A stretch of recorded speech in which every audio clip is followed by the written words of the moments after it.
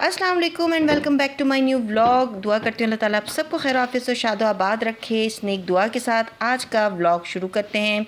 आज इस व्लॉग में ना आपके साथ जो मैं शेयर करने लगी हूँ वो है एक रियलिस्टिक किचन की रीसेटिंग। पहले तो मैं फ्रिज में सब्जियों की रीस्टॉकिंग करूँगी, जो कि वीकली आप पता ही है हर घर में ही वीकली वेजिटेबल आती है और उसे फ्रिज में अरेंज करना ज़रूरी होता है। इसके बाद मैं आपको बताऊँगी कि जो मेरे किचन का जो फ्लोर ग्रीसी हो रहा था उसे मैंने कितनी आसानी से और कितने चीप चीज़ के साथ, यानी बिल्कुल बजट के अंदर रहते हुए मैंने उसे कैसे साफ़ किया।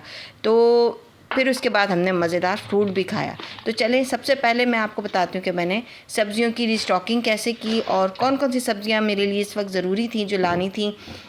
होता ये है कि जब हफ्ते की स्टार्टिंग होती है ना, ये जो व्लॉग देख रहे हैं आप, ये 2 दिन पहले का है क्योंकि मैं लाइव सेशन कर रही हूँ आजकल। तो लाइव की वजह से मैं अपना जो मैंने रिकॉर्डेड वीडियोस थी वो मैं नहीं डाल पा रही थी। अगर आप लोग चैनल पर नए हैं तो जल्दी से मेरे चैनल को सब्सक्राइब कर दें और लाइक कर लें और शेयर ज़रूर कीजिएगा अपने प्यारों के साथ। और साथ में जनाब बेल आइकन लाजमी प्रेस करें ताकि आपको मेरा नोटिफिकेशन मिलता रहे, और प्यारे प्यारे कमेंट से अपने फीडबैक भी ज़रूर देते रहें।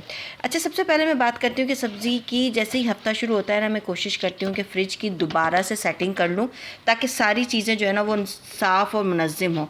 और जो बाहर रखने वाली सब्ज़ियाँ उनको भी उनकी जो मेरे रैक में जहाँ पे मैं प्याज और आलू और लहसुन अदरक रखती हूँ उसे भी मैं हर हफ्ते तकरीबन क्लीन करती हूँ ताकि कोई ख़राब चीज़ ना उसके अंदर रह जाए, क्योंकि गर्मियाँ शुरू हो गई हैं, आलू और प्याज जल्दी ख़राब होना शुरू हो जाते हैं। एक तो मैं लेकर ही इतना आती हूँ कि वो तकरीबन 5-6 दिन चलें और फिर उसके बाद नया ले आती हूँ। तो पहले मैं पुरानी सब्जियों को चेक करती हूँ जो कि अगर ख़राब तो नहीं हो गई, और इन्हें फिर निकाल के अलग से रख देती हूँ और जो इस्तेमाल के काबिल होती है उन्हें मैं इस्तेमाल कर लेती हूँ।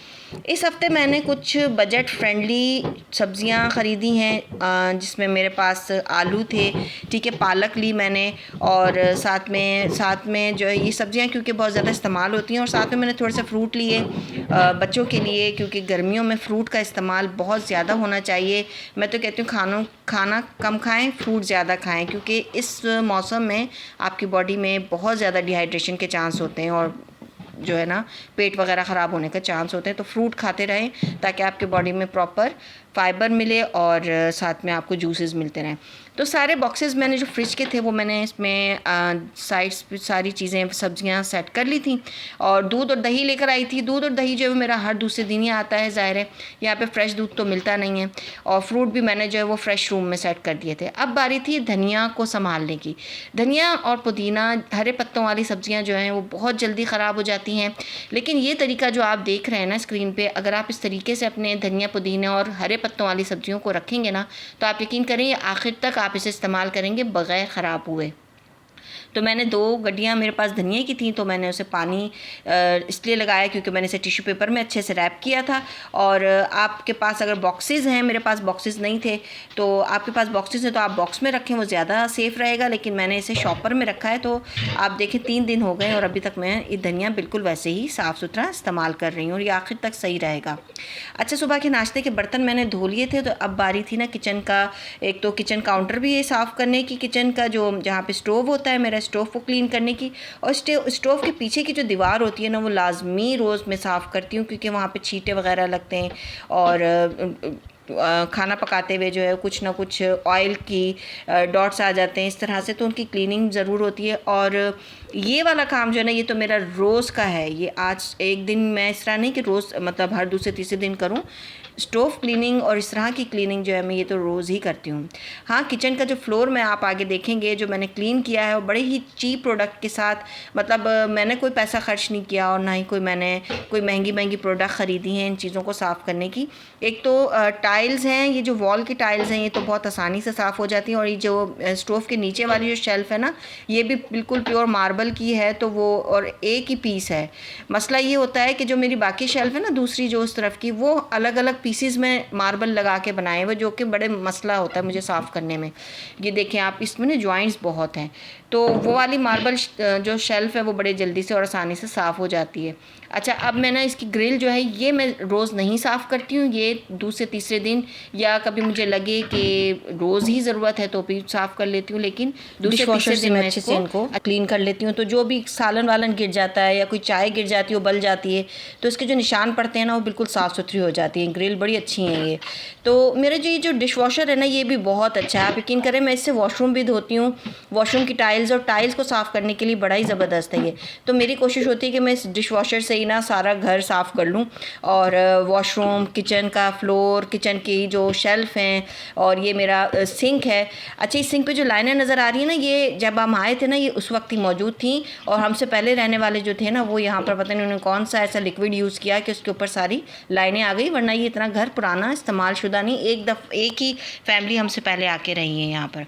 अच्छा, अब बारी हो गई थी जनाब फ्लोर को साफ़ करने की, क्योंकि जो रोज़ाना के खाने पकाने से काफ़ी ऑयली और चिकना हो जाता है, और नीचे कोई ना कोई ड्रॉप गिर ही जाता है, और ख़ास तौर पे जो चूल्हे के नीचे वाली जो जगह है ना जहाँ पे खाना पक रहा होता है वहाँ पे तो बहुत ही ज़्यादा छींटे पड़ते हैं।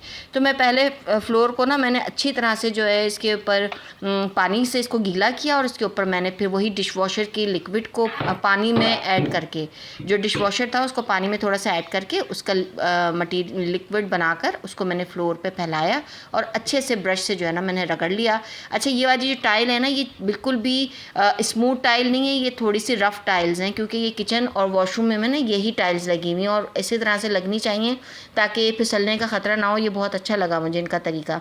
तो ये वाली टाइल्स का मसला सिर्फ ये है कि आप जब चिकनाई वगैरह गिरती है ना तो एक तो नज़र भी नहीं आती, दूसरा ये कि वो पैरों से और चप्पलों से ना जगह जगह पे निशान पड़ जाते हैं, और जो इसकी जो जॉइंट्स है ना उसके अंदर भर जाता है। तो वो मैंने अच्छे से फिर रगड़ा, तो ये डिश वॉशर के लिक्विड से ना बड़ी ही ज़बरदस्त साफ़ हो गई थी। और आप देखिएगा आखिर में कितना मैल निकला मेरे किचन में से, और क्योंकि मैंने ईद के बाद वॉश किया था और आज कर रही हूँ, काफ़ी दिनों बाद मैंने फ्लोर वॉशिंग इसकी जो है ना क्लीनिंग की थी। तो क्योंकि लॉन्ड्री भी की थी मैंने, सुबह से कपड़े भी धो रही थी, तो वो वाला हिस्सा भी बाहर का जो वॉशिंग मशीन वाला लॉन्ड्री वाला एरिया है वो भी मैं वॉश करा, उसको वहाँ पर भी सफाई की अच्छे तरीके से, और सारा किचन भी मैंने धोया। तो ये मेरा जो है ना फुल डे का काम था, और वो दोपहर तक जो है हम इसी काम में लगी रही थी, क्योंकि खाना भी साथ साथ बन रहा था। और ये देखें बाहर का हिस्सा देखें आप कितनी मैल निकली है, और ये वाली जो मैल है ना ये सब सारे मेरे किचन के फ्लोर से ही निकली है। मतलब डिश वॉशर की क्लीनिंग से कितना अच्छा क्लीन हुआ कि एक एक चिकनाई का जो हिस्सा लगे हुए थे ना, जो जम्स लगे हुए थे सब साफ़ हो गई। देखें कितना चमक गया एकदम, और बहुत जल्दी से ड्राई भी हो जाता है। वैसे ही गर्मियाँ हैं, पंखा फुल चला दिया था मैंने, अच्छे से ड्राई हो गया था, बाहर वॉशिंग मशीन वाला एरिया भी अच्छे से धुल गया था। सारे काम करने के बाद मैंने हस्बैंड जो फ्रूट लेकर आए हुए थे, ये तरबूज और खरबूजा, क्योंकि गर्मियों का बेस्ट फ्रेंड है मैं कहती हूँ, ये लाजमी अपने घर में अपनी डाइट में ऐड करें। तो ये मैंने काट के रखा और सब ने बैठ के खाया, और खूब मज़ा आया। थकन तो ही, लेकिन काम जब हो जाता है ना तो बड़ी सेटिस्फेक्शन होती है। मुझे उम्मीद है आज का ब्लॉग अच्छा लगा होगा। अपना ख्याल रखें, मैं इस चैनल का भी। अल्लाह हाफिज़।